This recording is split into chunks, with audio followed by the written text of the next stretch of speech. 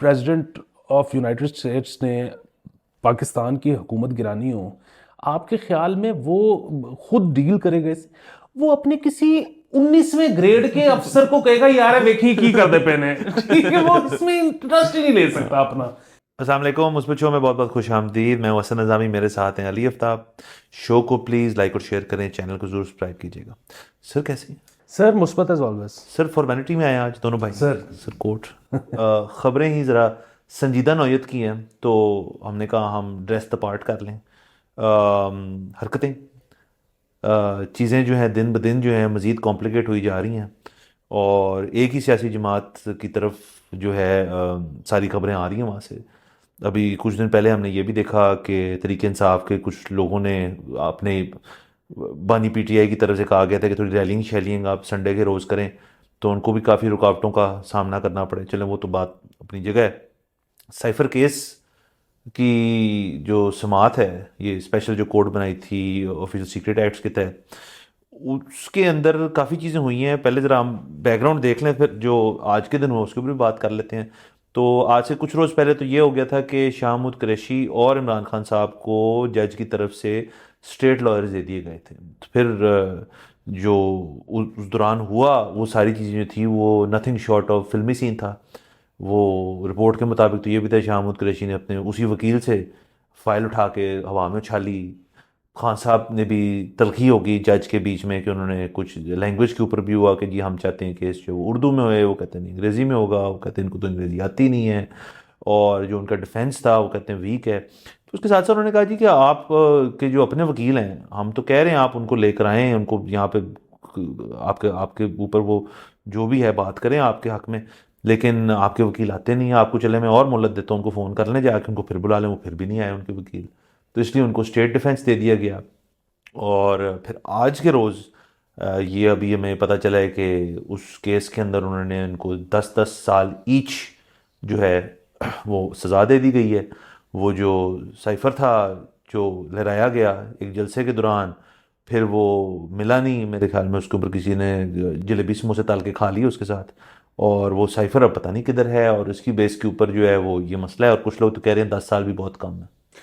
سر دیکھیں، جہاں تک تو بات ہے نا، ان کو جب وہ اسٹیٹ لائرز دیے گئے تھے اور یہ سارا ڈرامہ ہوا تھا، اس میں جو وہ جس طرح آپ کی بات ہے کہ وہ پہنچے نہیں. اب یہ جو ہے نا وہ یہاں پہ اگین مجھے پتہ نہیں ہے، لیکن میرے جو مطلب جتنی بھی سیاسی بصیرت ہے وہ یہ کہتی ہے کہ وہ پہنچے نہیں، وہ آئے نہیں، یا ان کو پہنچنے دیا گیا نہیں.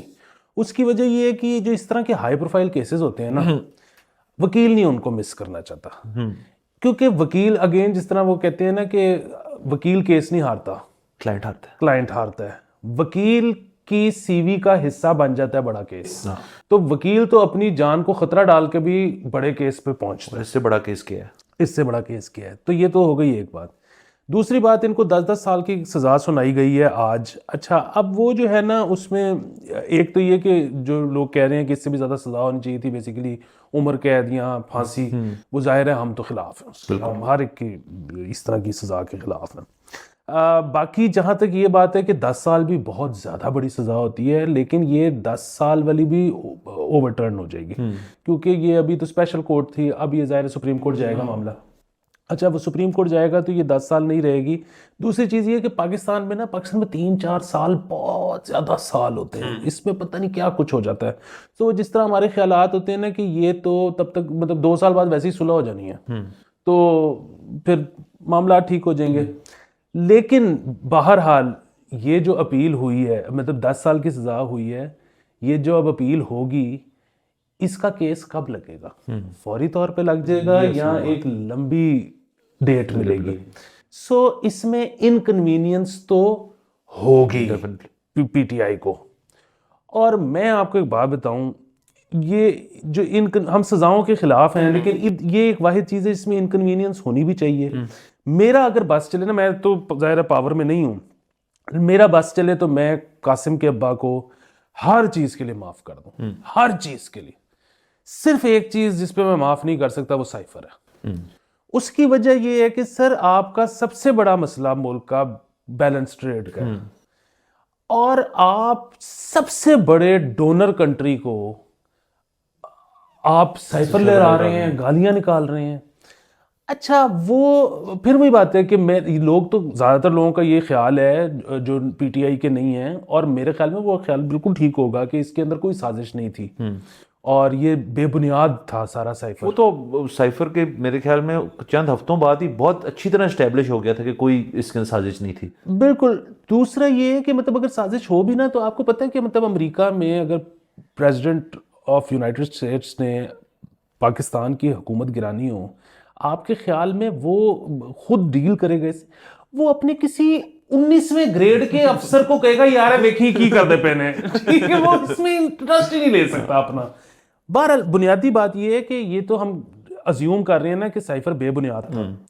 میں کہتا ہوں سائفر اگر اٹل حقیقت بھی تھی تو بھی یار آپ سپر پاور کے ساتھ اس طرح سے ڈیل کر رہے ہو کہ مطلب جیسے وہ انڈونیشیا ہو. آپ کو پتہ ہے کہ ایک تو وہ خود سب سے بڑے ڈونر ہیں آپ کے، دوسرا آئی ایم ایف ان کے بغیر کچھ سکتا نہیں ہے، تیسرا آپ کو تو اس وقت جس طرح کے ڈالر کے مسائل کا سامنا ہے آپ نے تو سب ملکوں سے بنا کے رکھنی ہے. اس وقت تو بات یہ ہو رہی ہے کہ بھائی جان انڈیا کے ساتھ آپ تعلقات بہتر کرو، ٹریڈ کرو، یہ وہ. تو امریکہ کے ساتھ یہ کرنے کا اچھا مجھے پتہ ہے یہ بات میں نے جتنی دفعہ کی ہے نا، نیچے کامنٹس آتے ہیں کہ بھائی مسلمان تو صرف اللہ سے ڈرتا ہے، آپ امریکہ سے ڈر رہے ہو، آپ تو یوں کر دو وہ کر دو. او بھائی مجھے یہ بتاؤ کہ اللہ نے کہاں پہ لکھا ہے کہ جس سے پیسے لو اس کو گالیاں نکالو؟ آپ پیسے لینا بند کر دو نا. آپ وہ جو بار بار ہم جب سے پیدا ہوئے سن رہے ہیں کہ گھاس کھائیں گے اور پتہ نہیں کیا کریں گے، تو کھاؤ نا.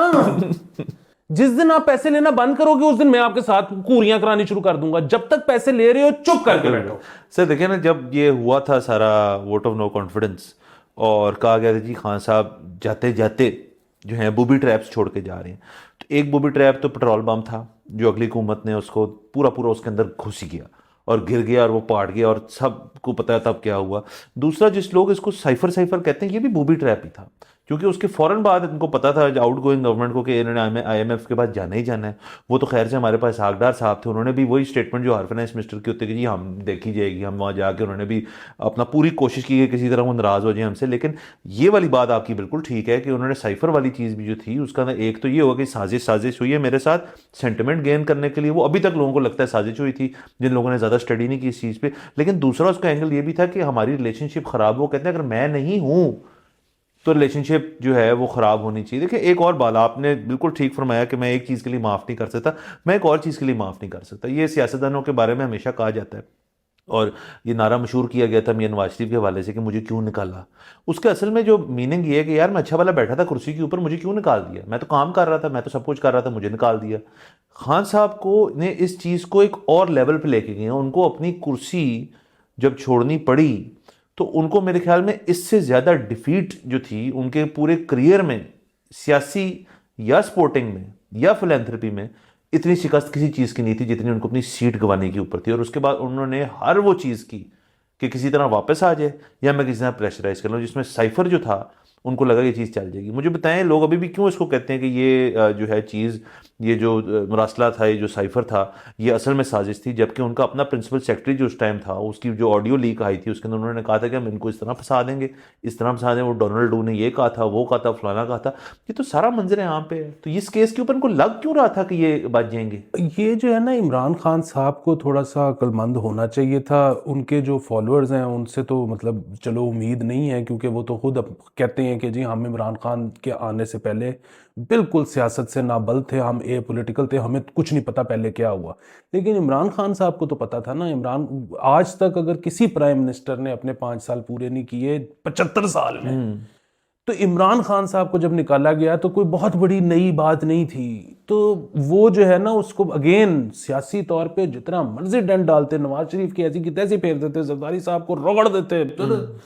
لیکن یہ امریکہ پہ جانے کے اور یہ لوگوں کو جو ہے نا ایک بات سمجھانے کی، یہ جو ہے نا کہ ایبسلوٹلی ناٹ، اور کیا ہم غلام ہیں؟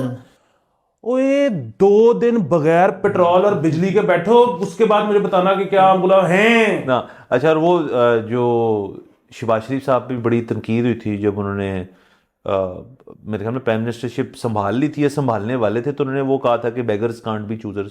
سو دیکھیں اس پہ بھی لوگ جو اس پی ٹی آئی کا جو ایک سینٹیمنٹ تھا وہ بہت اوپر گیا ہوا تھا. تو اس کے اوپر ساری جو بات ہوئی تھی وہ یہی ہوئی تھی جی کہ یہ دیکھیں نا اب تو ہمیں مان لیا کہ ہم غلام ہیں. اور انہوں نے بات کی، لیکن اس کے اندر ایک خاصی تعداد لوگوں کی تھی جو کہہ رہے تھے یار کہ اگر ریئلٹی یہ ہے تو انہوں نے کوئی حقیقت سے برعکس اتنی بات نہیں کی. اس کی ڈلیوری بہت بری تھی، وہ ہم بھی مانتے ہیں، اس کو بہتر طرح فریم کر سکتا، لیکن انہوں نے جو بات کی تھی وہ آج کے دن بھی سچائی ہے.